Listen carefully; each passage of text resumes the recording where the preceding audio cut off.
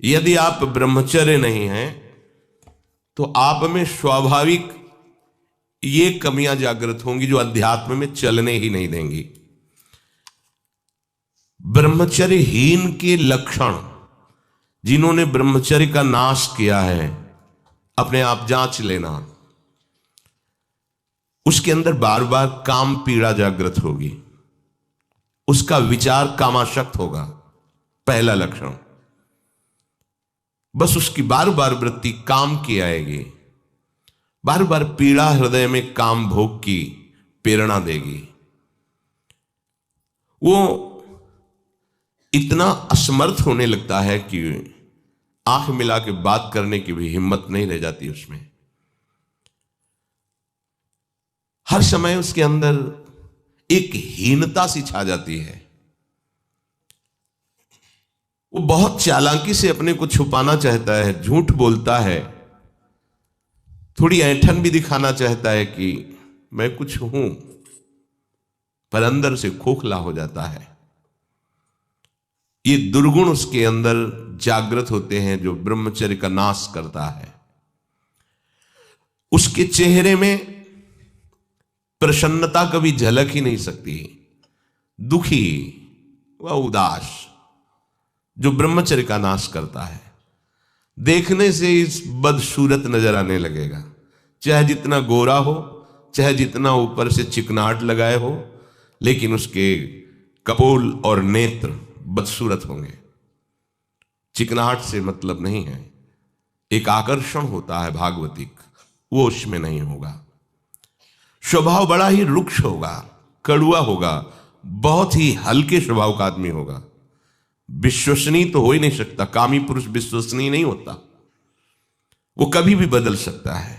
उसमें क्षमता नहीं है एक बात पर टिके रहने की। वो कसम खाए तो भी बहुत शीघ्र अपनी कसम तोड़ देगा।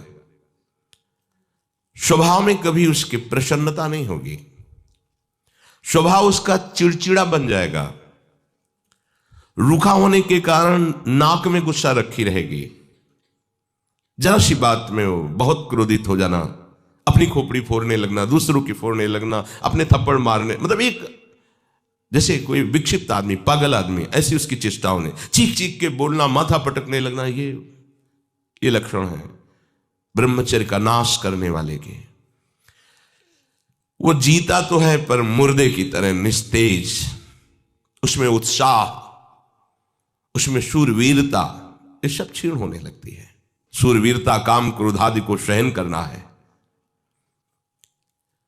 उसके कपोल में हल्के हल्के से सांवले दाग प्रकट होने लगते हैं, एक झुर्री सी पड़ने लगती है। यह वीरनाश का लक्षण है। आंखें धस जाती हैं और उसकी हड्डियां कमजोर होने लगती हैं, बाल पकने लगते हैं, झड़ने लगते हैं। वीर भगवान के द्वारा दी हुई वो शक्ति है जिससे भगवत प्राप्ति में बहुत सहयोग होता है। ये जानबूझकर ऐसी क्रिया करते हैं जिससे वीरपात हो। रोग न रहते हुए भी इनको बहुत सी पीड़ाएं स्वाभाविक प्रारंभ हो जाती हैं।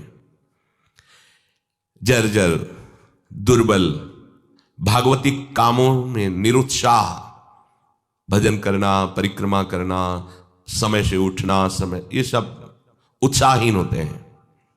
थोड़ा भी परिश्रम या मेहनत करने पर हांफने लगना, थक जाना, दैनिक दिनचर्या बिल्कुल ठीक ना होना, चित्त में बहुत सी कुचिंताएं बढ़ जाना, थोड़े से डर की बात आते ही हृदय में ऐसी धड़कन होने लगना, भयभीत होने जाना, थोड़ा सा दुख एक पहाड़ जैसा लगना, थोड़ा सा भय ऐसा लगना कि अब क्या क्या होगा, घबराहट पैदा हो जाना, बार बार भूख लगना,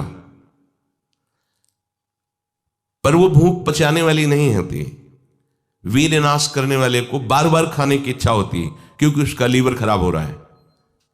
ये अच्छा लक्षण नहीं बार बार भूख लगना कि बहुत बढ़िया लीवर काम कर रहा है, नहीं, अंदर कब्ज बन रही है, लीवर डाउन हो रहा है और आपको बार बार भूख ले रही। ये झूठ में फंसाया जा रहा है, ये झूठी भूख है जो तुम्हारा रोगों का घर बनेगी।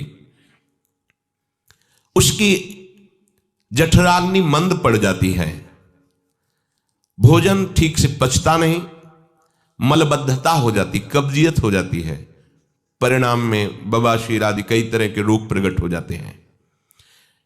या तो नींद नहीं आने लगेगी, या फिर ऐसी आएगी कि घंटों मतलब 8-10 घंटे सोए फिर भी उठे, फिर भी आलस्य, प्रमाद ये बना रहेगा। आंखों में हर समय भारीपन बना रहेगा, बिना किसी चेष्टा के रात्रि में स्वप्न दोष हो जाएगा, वीरपात हो जाएगा। ये उसके लक्षण है जो जानबूझकर ब्रह्मचर्य का नाश करता है।